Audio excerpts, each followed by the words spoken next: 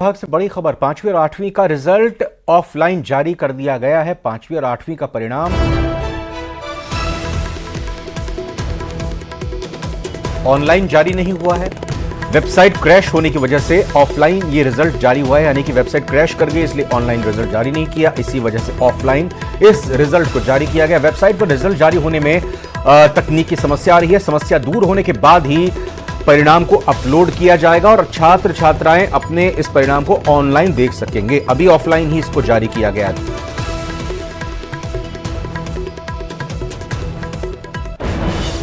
अजमेर के किशनगढ़ से बड़ी खबर, जहां नकबजनी की वारदात में शामिल फौजी समेत 4 लोग गिरफ्तार कर लिए गए हैं। मदनगंज थाना इलाके की पुलिस ने स्पेशल टीम की मदद से यह खुलासा किया है। सतपाल फौजी 100 से ज्यादा वारदात में शामिल रहा है। झुंझुनू निवासी विकास शर्मा, हरियाणा निवासी विक्रमजीत सिंह और जितेंद्र को गिरफ्तार किया। बदमाशों से कार और 15 से 16 लाख के आभूषण बरामद किए गए हैं।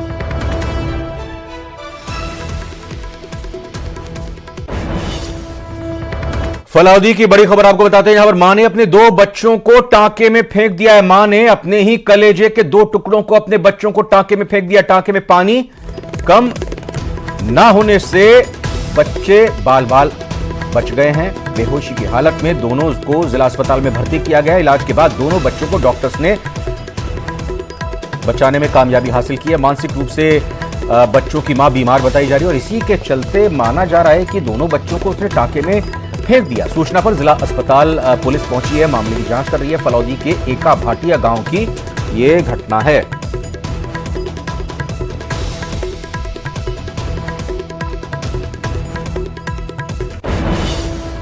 यूपी, बिहार और झारखंड समेत अन्य राज्यों से गरीब तबके की नाबालिग लड़कियों को शादी के नाम पर बेचे जाने के मामले में अब परत दर परत कई चौंकाने वाले खुलासे हो रहे हैं। माना जा रहा है कि जैसे जैसे जांच आगे बढ़ेगी, न केवल कई चेहरे बेनकाब होंगे बल्कि कई और पीड़ित बालिकाओं की भी जानकारी सामने आएगी।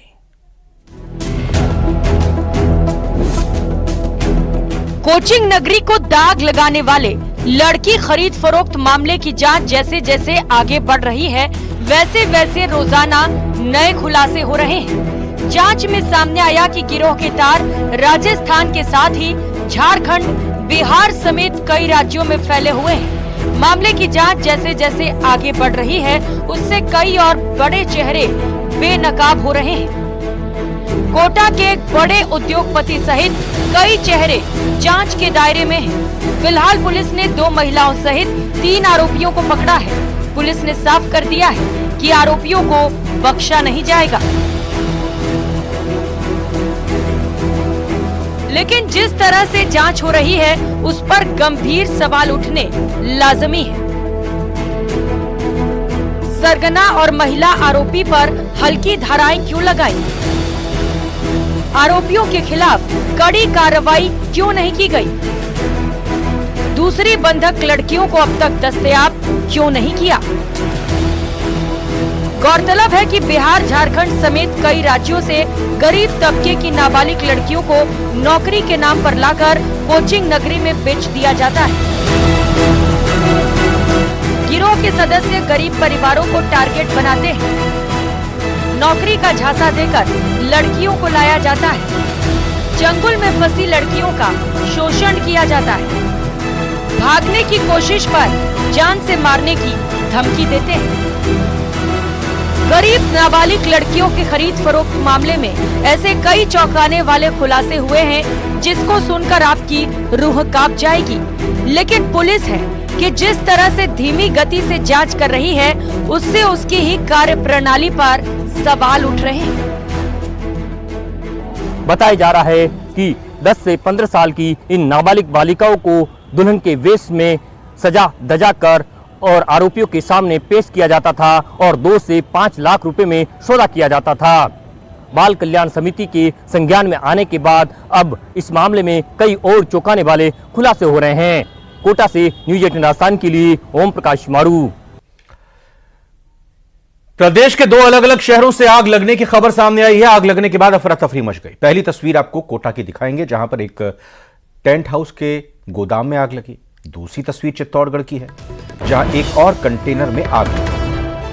आग लगने के बाद रोड पर, सड़क पर लंबा जाम लग गया। दरअसल जलेसर से बैटरियों से भरा हुआ कंटेनर अंकलेश्वर की ओर जा रहा था। उस दौरान गंगरार हाईवे पर कंटेनर में अचानक आग लग गई। आग लगने पर ड्राइवर ने गाड़ी से उतरकर जान बचाई। आग धीरे धीरे बढ़ती चली गई, जिससे पीछे खड़े एक ट्रक में भी आग लग गई, वो भी उसकी चपेट में आ गया। झुंझुनू में चारागाह भूमि से अतिक्रमण हटाने गई राजस्व टीम को बैरंग लौटना पड़ा। टीम आबूसर पंचायत के दुर्जनपुरा, अणगासर और आबूसर गांव में चारागाह भूमि से जाब्ते के साथ अतिक्रमण हटाने गई, लेकिन ग्राम सेवक छुट्टी पर होने के कारण करीब 4 घंटे के बाद यह टीम वापस लौट गई। इससे पहले भी करीब 4 महीने पहले 18 फरवरी को टीम अतिक्रमण हटाने गई थी, लेकिन ग्राम सेवक और सरपंच के द्वारा सहयोग नहीं करने पर टीम वापस लौट गई। पंचायत प्रशासन की ओर से टीम को न तो जेसीबी उपलब्ध हुई, न मजदूर उपलब्ध कराए गए और किसी भी तरह के अन्य संसाधन मुहैया नहीं कराए गए।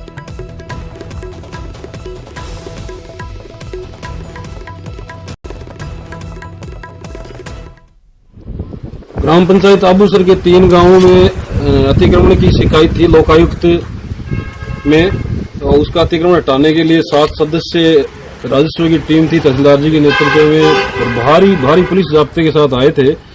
लेकिन ग्राम पंचायत ने संसाधन उपलब्ध नहीं कराए। एक लोडर आया था और उसकी भी वो अतिक्रमियों के डर से उसकी पाइप फट गई। फटने के बाद में अभी हम वापस लौटना पड़ रहा है बैरिंग से। हम पुलिस जाब्ते के साथ 10 लोगों की राजस्व टीम, जिसमें पटवारी, गिरगांव, मैं तहसीलदार और मैं खुद उपस्थित था। हम सुबह जल्दी यहाँ पर आ गए, पुलिस जाब्ता भी मौजूद है।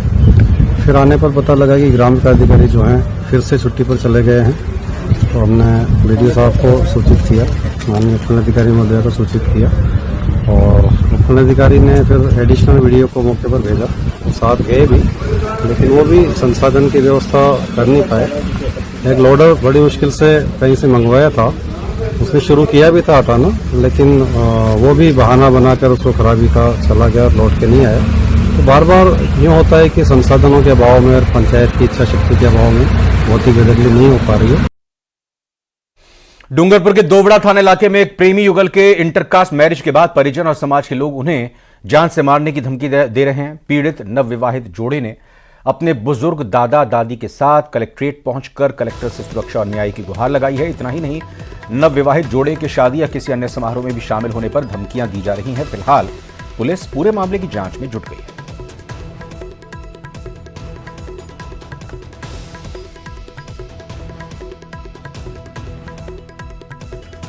मैं गाड़ी चलाता था, वहाँ से हमारी मुलाकात हुई। फिर हमने आजपुर में जाके शादी की पूजा माता जी मंदिर में। फिर हम 4-5 महीने बाद घर पे आए। फिर ये गांव वाले हमको रहने नहीं देते और गांव से बाहर निकलने की बात करते और मारपीट करते। अजमेर से खबर है, जहां पर एक नवविवाहिता ने अपने एक परिचित पर जबरन शारीरिक संबंध बनाने के लिए मजबूर करने का बड़ा आरोप लगा दिया है। आरोप यह भी है कि ऐसा ना करने पर उसे बदनाम कर जान से मारने की धमकी दी जा रही है। और पुलिस की माने तो एक पीड़िता ने थाने में शिकायत दर्ज कराई है कि उनके पिता के साथ कलर पेंट का काम करने वाले एक व्यक्ति से उसका संपर्क हुआ। पिता की जानकारी के चलते उसका घर आना जाना था। इस दौरान उसने उसके साथ कई बार शारीरिक संबंध बनाए, लेकिन अब उसकी शादी कहीं और हो गई है। इसके बावजूद वो उसे शारीरिक संबंध बनाने के लिए मजबूर कर रहा है। सीमाना इसके साथ पेश हो गई। महिला ने रिपोर्ट लिखाई थी, मेरे पिताजी कलर पेंट का काम करते हैं, तो उनके साथ एक लड़का काम करता था। तो पिताजी के साथ उसका घर आना जाना हुआ, उस वजह से मुझे उससे जानकारी होगी। उसके और मेरे बीच में संबंध बन गए। अब मेरी शादी कहीं दूसरी जगह हो गई है, लेकिन ये लड़का शादी के बाद भी मेरे साथ जबरदस्ती शादी संबंध बनाने के लिए परेशान कर रहा है, तो ब्लैकमेल कर रहा है। राजस्थान हाईकोर्ट ने देश भर में बढ़ रही आसमानी आफत के कारण हीट वेव से हो रही मौतों पर खुद संज्ञान लिया है। हाईकोर्ट ने केंद्र सरकार और राज्य सरकार से हीट वेव से हो रही मौतों पर नोटिस भेजकर 1 जुलाई तक जवाब तलब किया है। हाईकोर्ट ने तेज गर्मी से बचाव और चिकित्सा व्यवस्था को दुरुस्त कर पूरी रिपोर्ट भी तलब की है।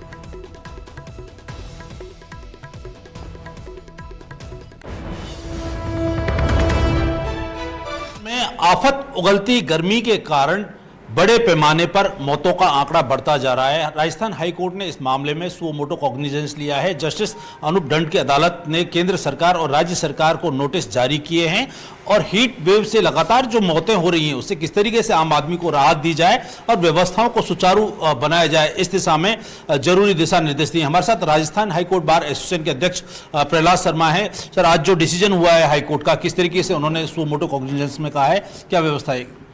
बार अपने राजस्थान उच्च न्यायालय के माननीय न्यायाधिपति श्रीमान अनूप दंड साहब ने बड़ी सहृदयता से एक अच्छे हाईकोर्ट जज होने का परिचय देते हुए कि इस तापमान में, भारी तापमान से जो बीमारियां हो रही है और बीमारी से जो लोग मर रहे हैं, जिनकी जानें जा रही है, उन लोगों के लिए एक एडवाइजरी तुरंत प्रभाव से जारी करे, पूरे राज्य में अलर्ट जारी करे कि, और मीडिया के माध्यम से, रेडियो के माध्यम से और अखबारों के माध्यम से या सोशल मीडिया के माध्यम से सारी जनता को इसका अलर्ट जारी किया जावे।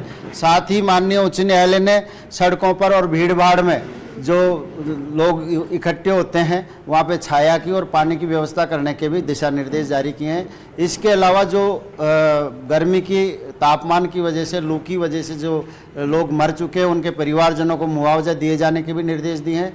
साथ ही जो मजदूर वर्ग है, उस मजदूर वर्ग के, श्रमिक वर्ग की और रिक्शा चालक वगैरह की व्यवस्था के लिए उन्होंने ये डायरेक्शन दिए हैं कि जहाँ से ये गुजरते हैं, जहाँ भी ये रहते हैं, सड़कों पे काम कर रहे हैं या और भी कहीं जैसे मजदूर वर्ग काम कर रहा है, उनके लिए कैरी की छाछ, ठंडे पानी की व्यवस्था, ORS के पैकेट्स, इन सब चीज़ों की व्यवस्था की जाए जिससे कि उनका गर्मी से बचाव हो सके। साथ ही ये भी निर्देश दिए हैं आज्ञात्मक श्रेणी में कि उनके 12 से 3 बजे तक उनको रेस्ट दिया जाए, उनको काम में नहीं लिया जाए, ये भी राज्य सरकार को निर्देश दिए हैं। इसके अलावा माननीय उच्च न्यायालय ने सभी स्वास्थ्य केंद्रों पर माकूल व्यवस्था इस गर्मी की बीमारियों से बचने के लिए दिशा निर्देश जारी करे हैं। कैमरा पर्सन मान सिंह के साथ राकेश शर्मा, न्यूज 18 राजस्थान, जयपुर। झुंझुनू से बड़ी खबर, ब्रेकिंग न्यूज है। किडनी कांड में एक बड़ा अपडेट आ रहा है। पीड़ित महिला ईद बानो जयपुर रेफर की गई हैं। डॉक्टरों और प्रशासन की टीम भी उनके साथ मौजूद है। SMS मेडिकल कॉलेज में अब महिला मरीज का इलाज होगा। कलेक्टर चिन्मयी गोपाल ने परिवार से बातचीत की है। समझाइश पर परिवार इलाज के लिए राजी हो गया। ACS शुभ्रा सिंह भी मामले को लेकर बेहद गंभीर हैं और अब इस मामले में जो पीड़ित महिला हैं, जिनका इलाज धनखड़ अस्पताल में हुआ था, जिनकी गलत किडनी डॉक्टर धनखड़ की तरफ से निकाल ली गई थी, अब उनको SMS में भर्ती किया गया, जयपुर लाया गया, शिफ्ट किया गया, वहां पर उनका इलाज हुआ।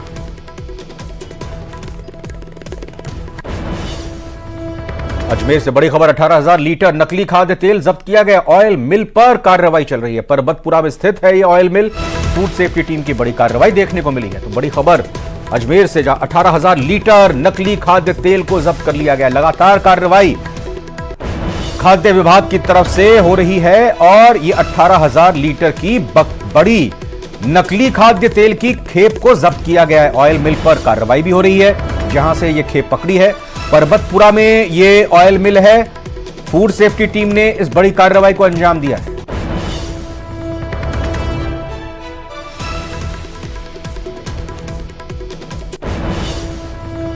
और भीषण गर्मी की वजह से पंडित धीरेन्द्र शास्त्री की जयपुर में होने वाली कथा कार्यक्रम स्थगित हो गया है। पहले यह कार्यक्रम 30 मई से 1 जून तक होना था।